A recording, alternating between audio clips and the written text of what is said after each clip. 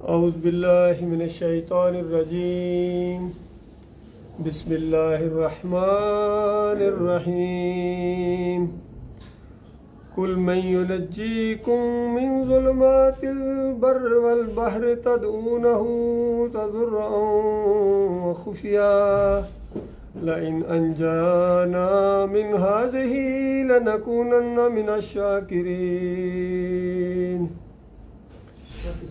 ये सूरह अल-अनाम की एक आयत है। पूरा कुरान हदायत की किताब है और तौहीद से भरा हुआ है, ईमान की बात करता है, उसके तकाज़ों को बयान करता है। बहुत अफसोस है उन लोगों के ऊपर को जो इस किताब को अल्लाह की आखिरी किताब भी माने, रहनुमा किताब भी माने, लेकिन इसके ख़िलाफ़ अक़ीदे रखें और कहें कि कुछ समझ नहीं आता है।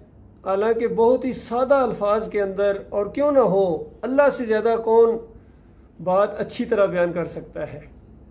ख़ुद मालिक फरमाता है कि मैंने इस कुरान को समझने वालों के लिए, नसीहत हासिल करने वालों के लिए आसान कर दिया है कोई नसीहत हासिल करने वाला? सूरह अल-कमर के अंदर 5-6 दफ़ा इस आयत को दोहराया गया है। फिर पूरे कुरान के अंदर कि सोचते क्यों नहीं हो। अभी ये जो आयतें आपके सामने आ रही हैं, इसमें भी यही बात है कि ये अंदाज़ इसलिए इख्तियार किया गया है ताकि तुम बात को समझो, समझाने के लिए ये बात कही जा रही है। और इसी किताब के अंदर बताया गया कि कल क़यामत के दिन अल्लाह के आखिरी रसूल मोहम्मद सल्लल्लाहु अलैहि वसल्लम, जिनके ऊपर ये किताब नाज़िल हुई थी, इस उम्मत के ऐसे लोगों के ख़िलाफ़ मुकदमा दायर करेंगे जिन्होंने इस किताब को छोड़ दिया था। जब इस किताब को छोड़ोगे तो फिर फ़िरक़ों में भी बटोगे, फिर तुम्हारे अकीदे भी ख़राब होंगे, फिर तुम्हारे अमाल भी ख़राब होंगे।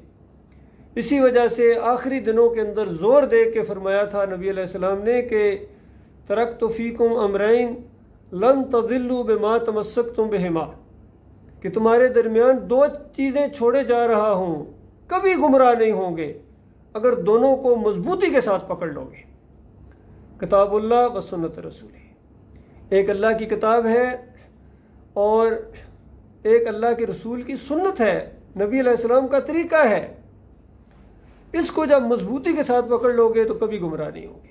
आज मसला यही हुआ है कि किताबुल्लाह को छोड़ दिया गया, इसके अकायद को छोड़ दिया गया, इसकी तालीमात को छोड़ दिया गया है। इस वजह से ये फ़िरक़ों में बटे हैं और इनके अकीदे के अंदर ख़राबी आ गई। और आप देखेंगे कि कितनी सादा सादा ये आयात हैं, लेकिन इनको समझ में नहीं आती हैं। मालिक फरमाता है, इनसे पूछो किन की बात हो रही है। बड़े बड़े जो उस दौर के काफिर और मुशरिक थे, मुखालफीन थे, वो भी दावा करते थे कि हम इब्राहीम अलैहिस्सलाम की औलाद हैं, उनके तरीके के ऊपर है, हम सही दीन के ऊपर, आप हमें समझा रहे हैं। मालिक फरमाता है, इनसे पूछो, अबू जहल से पूछो, उतबा और शिबा से पूछो कि कौन है, कौन बचाता है तुमको सहरा और समुंदर की तारीकियों से, उन खतरात से, जब तुम पुकारते हो इसको गिड़गिड़ा गिड़गिड़ा और चुपके चुपके, कि अगर तूने बचा लिया हमको इस मुसीबत से, इस बला से, तो हम ज़रूर तेरे शुक्रगुज़ार बंदे बनेंगे। और फिर मालिक फरमाता है कि जब अल्लाह ताला इनको मुसीबत से बचा लेता है, कुलिल्लाहु युंजीकुम मिनहा, कि अल्लाह ही है जो तुम्हें इस मुसीबतों से, मुश्किलात से छुटकारा देता है। व मिन कुल्ल करबिन, और हर मुसीबत से, जब भी कोई मुश्किल मुसीबत आती है, पुकारने वाला जब पुकारता है तो अल्लाह ताला उसकी मुसीबत को दूर करता है। सुम्मा अंतुम तुशरिकून, और फिर जब वो मुश्किल मुसीबत दूर हो जाती है तो फिर उसके बाद शिर्क करते हो। इस बात को मुख्तलिफ अंदाज से अल्लाह ताला ने बयान किया है कि मुशरिकीन मक्का, तुम कैसे कह सकते हो कि हमें ईमान की बात की समझ नहीं है? तुम्हारे सामने कैसे ये वाक़यात अल्लाह ताला पैदा करता है। कहीं फरमाया, जब मियाँ बीवी दोनों उम्मीद से होते हैं औलाद की, और अल्लाह को पुकारते हैं कि या अल्लाह अगर तूने जीता जागता बच्चा, सही सलामत बच्चा अता फरमाया तो हम तेरे शुक्रगुजार बनेंगे। और फिर जब अल्लाह ताला उनको सही सलामत औलाद देता है तो फिर उसके बाद इनको सारी चीज़ें याद आ जाती हैं कि फ़लाँ जगह मन्नत मांगी थी, फ़लाँ के वसीले से हुआ है, और इस तरीके से वो शिर्क करना शुरू कर देते हैं। कहीं समुंदर की मिसाल दी कि जब इनकी कश्ती भंवर में फंस जाती है उस वक्त पुकारते हैं, और जब अल्लाह ताला किनारे पर लगाता है तो फिर शिरक करना शुरू कर देते हैं। आप ज़रा इन आयात की रोशनी में मुशरिकीन मक्का के अकायद के ऊपर गौर करें, और आज के जो लोग हैं कुरान का मानने का दावा करने वाले, नबी अलैहिस्सलाम को आखिरी नबी मानने का दावा करने वाले, ये मुश्किल मुसीबत में भी अल्लाह के अलावा किसी दूसरे को पुकारते हैं। मरते जा रहे थे, हमने देखा ये चंद दिन पहले ये जो इनके ऊपर आफत आई है उसका भी जिक्र है कि ये मुसीबतें क्यों आती हैं। ये अल्लाह ताला के अजाब की शक्लों में से एक शक्ल है। जब इनके ऊपर अल्लाह के अजाब आए तब भी इन्होंने अल्लाह के अलावा दूसरों को पुकारा है, या रसूल अल्लाह मदद, या अली मदद, या गौस मदद, इस तरह पुकार रहे थे और उस तरह मरते जा रहे थे। और इस अंदाज से ये पिछली सारी मुशरिक कौमों की रिकॉर्ड इन्होंने तोड़ दी। तो ऐसे माहौल के अंदर बताया अल्लाह ताला ने कि अगर बात समझ तुम्हें नहीं आती है, सादा सादा बातें कितनी तुम्हारा अपना तजर्बा है, कुल इनको ये भी कह दो होवल कादिर, वो पूरी कुदरत रखता है। वो अल्लाह जो तुम्हें समझा रहा है, अगर उसकी बात ना मानी, शिरक पर डटे रहे, तो वो पूरी तरह कुदरत रखता है अला इस बात के ऊपर यबसा अलैकुम अज़ाबा मिन फौकिकुम, कि वो अल्लाह तुम्हारे ऊपर से अजाब का कोड़ा तुम्हारे ऊपर बरसा दे। बिजलियां गिरती हैं आसमान से, चंगाड़ के जरिए कितनी कौमों के अल्लाह ने कलेजे फाड़ दिए हैं। इस तरीके से पत्थरों की बारिश हुई है ऐसे लोगों के ऊपर जो अल्लाह के साथ शिरक करते हैं, अल्लाह को छोड़कर औरों के बंदे बनते हैं। ऐसे ही लोगों के ऊपर अल्लाह के अजाब आते रहे हैं। तो मालिक फरमाता वो पूरी कुदरत रखता है। औ मिन तहती अर्जुलिकुम, या तुम्हारे पाँव के नीचे से ज़मीन फटे, जलजले आए और इस तरीके से तुम्हारे ऊपर अजाब का कोड़ा इस तरीके से बरसाया जाए। और तीसरी शक्ल जिसके अंदर आज पूरी इंसानियत मुब्तला है, ख़ासकर उम्मत मुसलमा अल्लाह के सजाब की लपेट में है, उसका जिक्र किया। औ यलबिसकुम शियाअं, तुम्हें ग्रोहों में बांटे। गौर कीजिए, ग्रोह में कौन बांट रहा है? अल्लाह ताला अजाब देने के लिए। आज कहते हैं फिरके क्यों बन गए? फिरके इसलिए बने हैं कि तुमने अल्लाह को अपना अकेला माबूद नहीं माना है। अल्लाह की किताब से तुमने जान छड़ा ली है और अल्लाह की किताब के मुकाबले में अपने उलमा और मशाइख को तुमने रब मान लिया है।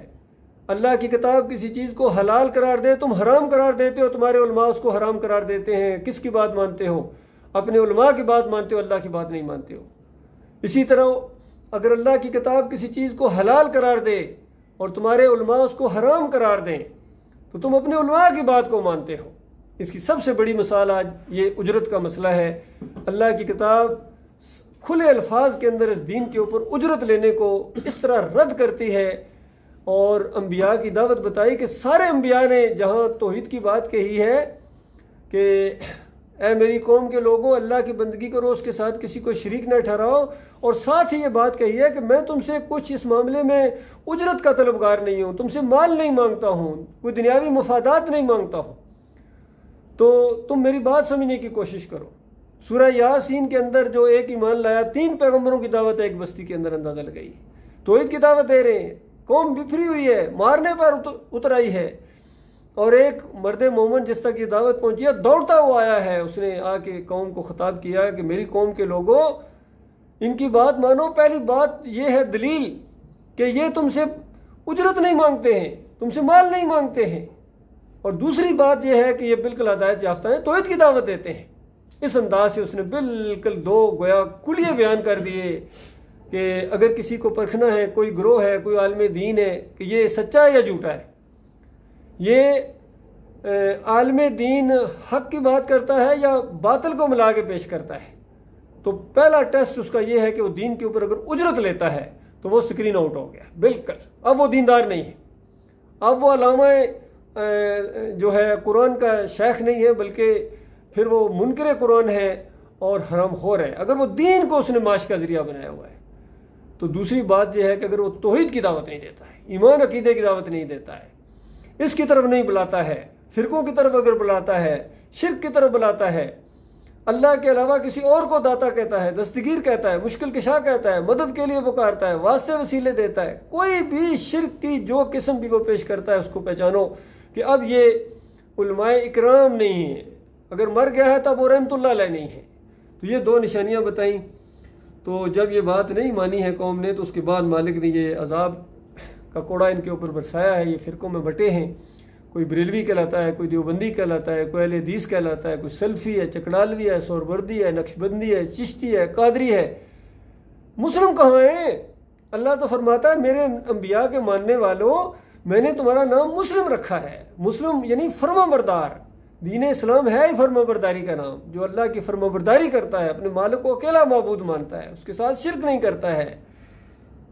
तो बताया कि इस तरह हमने इनको फ़िरक़ों में बांटा है, और वजह यह है वजुज़ी का बाज़कुम बाज़, ताकि एक की ताकत का मज़ा दूसरे को सिखाया जाए। पहले एक को ताकत मालिक फरमाता हम ताकत देते हैं, और जब अल्लाह इनको ताकत देता है ये समझते हैं शायद अल्लाह हमारे से खुश है, अब हम बड़े मजबूत हो गए हैं, इनको होश नहीं है। अपने मुजरमों को अजाब देने के लिए तुम्हें अल्लाह ने कुछ संभलने का मौका दिया है। वो उनको मारते हैं, पीटते हैं, और उसके बाद दूसरों की बारी आती है, फिर उनको अल्लाह ताला ताकत देता है, इक़्तिदार देता है, फिर इनको ये जेलों में ठोंसते हैं, इनको मारते हैं, और इनके ऊपर किस तरह लाठी चार्ज होते हैं, गोलियों की बुछाड़ होती है इनके ऊपर, और इनके भी मरते हैं, उनके भी मरते हैं। फिर पूछते हैं हमारा कसूर क्या है? तुम्हारा कसूर वो है तुमने अल्लाह के अलावा और माबूद बनाए हैं, और मालिक फरमाता है जो मेरे अलावा किसी और को माबूद बनाएगा। अफ़हसिबल्लज़ीना कफ़रू यत्तख़िज़ू इबादी मिन दूनी औलिया, क्या इन काफिरों ने गुमान किया है कि मुझे छोड़कर मेरे बंदों को, इंसानों को ये अपना माबूद बनाएं, उनको पुकारें, उनके सामने रुकू करें, सजदे करें, उनकी नज़रों न्याज़ें करें, उनको नफ़े नुकसान का मालिक समझें, और फिर ये समझते हैं अल्लाह खुश हो जाएगा, इनको नवाजेगा। मालिक फरमाता है इन्ना आतदना जहन्नम लिल काफिरीन नुज़ुला, मैंने तो जहन्नम बनाई इन्हीं के लिए, और मेहमान नवाजी के तौर पर इनको खून और पीप की वादियों के अंदर रखा जाएगा, घसीटा जाएगा, जंजीरों के अंदर, चाहे अल्लामा दाहिर हूँ, जिस भी मदरसे के पढ़े हुए हूँ। उन्जुर, देखो कैफ़ा नुसरफ़ुल आयात, हम किस तरह अपनी बात को खोल खोल कर बयान करते हैं। मालिक फरमाता है लअल्लहुम यफ़क़हून, ताकि ये बात को समझें, समझने के लिए, समझाने के लिए है।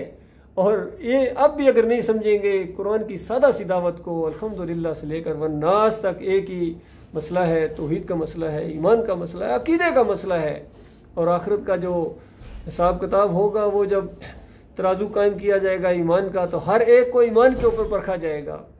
इन नमाजियों, तहज्जुद गुज़ारों और बड़े बड़े अल्लामा और शेख को जब ईमान से खाली पाओगे, बल्कि ईमान का दुश्मन इनको बना दिया गया है। आज उम्मत मुसलमा का सबसे बड़ा मसला ये है। इनके बड़े बड़े उलमा हैं, शेख हैं, इन्होंने ये तालीम दी है कि अल्लाह के बंदों को पुकारना, ये अल्लाह ही को पुकारना। तो असल ये कितनी सादा सी बात इनकी समझ में नहीं आ रही है। और महमूदुल हसन और शबीर अहमद उस्मानी ने जो तफसीर लिखी, उसके अंदर इन्होंने लिख दिया कि अल्लाह के बंदों को पुकारना, नेक बंदों को, अल्लाह के बंदों, अल्लाह के बंदे जो हैं उनके तरीके पर चलना है।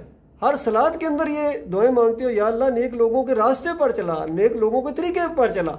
तो नेक लोगों का रास्ता खोल के अल्लाह ने कुरान के अंदर अल्लाह ने बयान कर दिया है। आदम अलैहिस्सलाम से भूल हुई, दुआ मांगी रब्बना ज़लमना अनफुसना, बराह रास्त अपने मालिक और खालिक को पुकारा, कोई वास्ता वसीला नहीं है। ये जो कहते हैं कि वास्ते वसीले के साथ पुकारा और नबी अलैहिस्सलाम का वास्ता वसीला दिया, ये कुरान के खुले इनकारी है। फिर देखिए नूह अलैहिस्सलाम ने किस तरह अल्लाह को पुकारा, इन्नी मग़लूबुन फंतसिर, मेरे मालिक इन्होंने मुझे दुबा लिया है और बिल्कुल अब ये मानने के लिए तैयार नहीं है, मेरी मदद फरमा। अय्यूब अलैहिस्सलाम ने बीमारी में किसको पुकारा, यूनुस अलैहिस्सलाम ने मुश्किल के अंदर किसको पुकारा, अल्लाह को, अल्लाह के सफ़ात का वास्ता दिया, इलाह का वास्ता दिया। ये तरीका है अल्लाह ताला को पुकारने का। फदुल्लाह मुखलिसीन लहुद्दीन, कहीं मालिक फरमाता है, कहीं फरमाता है मालिक वलिल्लाह अस्माउल हुस्ना फदऊहु बिहा, अल्लाह के अच्छे अच्छे नाम है, इन नामों के ज़रिए अल्लाह ताला को पुकारो। और इनको ये बात यकीन नहीं आता है, ये अगर पुकारते हैं सदका वास्ता के अल्लाह अपने हबीब के सदके, पंचतन पाक के सदके, फलां के सदके, तो ये मुशरिकाना तरीके से अल्लाह को पुकारते हैं, अल्लाह के गज़ब को और भड़का देते हैं। ये मामला है अल्लाह के बंदो, ये सादा सी दावत है, मानोगे अपना भला करोगे। हमारा किसी सियासी जमातों से कोई तल्लक नहीं, ना ये जितने फ़िरके हैं, मसलक हैं, हम बिल्कुल इनसे बेजार हैं। इनको सबको हम अल्लाह की तरफ बुलाते हैं। कुरान मौजूद है, नबी अलैहिस्सलाम की सही हदीस मौजूद है, पूरी इस्लामी तारीख मौजूद है। इसके अलावा और कौन सा तरीका आपको चाहिए और कौन सा तरीका आपको पसंद है? बाकी जो पूरी दुनिया में ज़िल्लत और ख्वारी तुम्हारी बनी हुई है इसी किताब को छोड़ने की वजह से। और अभी ये बहुत ही मामूली है। अगर ये मामला सिर्फ दुनिया के हद तक होता तो चलो मरने के साथ मामला ख़त्म हो गया, लेकिन मसला असल ये है कि मरने के साथ असली मसला शुरू हो जाएगा। इधर उग्रकू फउदखिलू नारा, कौम नूह के बारे में, पहली पंचतन पाक की बेचारी कौम के बारे में फरमाया, यहाँ डुबकियाँ खा के उनकी मौत आई और उसी वक्त आग में चले गए। इसी तरह आज ये जितने हैं अल्लाह के अलावा दूसरों को पुकारते, जैसे इनकी मौत आती है, जिस तरह या रसूल मदद कहते कहते इनकी पुकारते पुकारते मौत आई है, यकीन कीजिए इधर मार पड़ी और उधर आग के अंदर चले गए, ये सारे के सारे, कोई बचने वाला नहीं है। मेरे प्यारे भाइयों, ये बिल्कुल कुरान की दावत है, ये सही हदीस की दावत है। मानोगे अपना भला करोगे, नहीं मानोगे तो याद रखना हमारा काम सिर्फ बताना है, तुम्हारे कानों तक ये बात पहुंची है, हुज्जत तमाम है अल्लाह ताला की। अल्लाह ताला की किताब बिल्कुल वाज़े तौर पर ये दावत उठी है, तौहीद की दावत, ईमान खालिस की दावत, और आपकी समझ में आ भी गई है। अब अगर इससे पीछे हटोगे या रास्ता तब्दील करने की कोशिश करोगे तो उसके बाद तुम खुद अपनी आखिरत के ज़िम्मेदार हो। अल्लाह ताला से दुआ है मालिक ईमान खालिस के ऊपर जम जाने की तौफीक अता फरमाए, क्योंकि जम जाना असल चीज़ है। क्योंकि बड़े बड़े आए हैं मनों और टनों का दावा करने वाले, लेकिन थोड़ा सा जब प्रेशर पड़ता है या मुखालफत होती है या और कुछ मफादात होते हैं इनके, फिर ये पीछे हट जाते हैं, फिर बहाने बना के तो कोई ना कोई मामला अपना लदा इख्तियार कर लेते हैं। वरना तौहीद की दावत बिल्कुल वाज़ेह दावत है, ईमान की बात बिल्कुल खरी बात है, और अल्लाह ताला इसके ऊपर जम जाने की तौफीक अता फरमाए। और मुखलस और बासलाहियत लोग इंशाअल्लाह आगे आएंगे। आगे हालात बड़ी तेज़ी के साथ ये तब्दील होने वाले हैं, बहुत बड़ा जंगों का सिलसिला ये शुरू होने वाला है। जब तक तुम ईमान को खालिस नहीं करोगे, तौहीद को नहीं अपनाओगे, तुम इनका मुकाबला नहीं कर सकते, इन दजाली फितनों का मुकाबला नहीं कर सकते हो। इसलिए ज़रूरत इस बात के सबसे पहले ईमान को बिल्कुल खरा किया जाए, फिर उसके बाद पूरी कौम के सामने दावत हो और अकीदे की बात की जाए। जब तक ये बात साफ़ नहीं होती है कोई मसला हल होने वाला नहीं है। अल्लाह ताला गौर व फिक्र करने की तौफीक अता फरमाए। वक़ूलु क़ौली हाज़ा अस्तग़फ़िरुल्लाह ली व लकुम व लिसाइरिल मुस्लिमीन।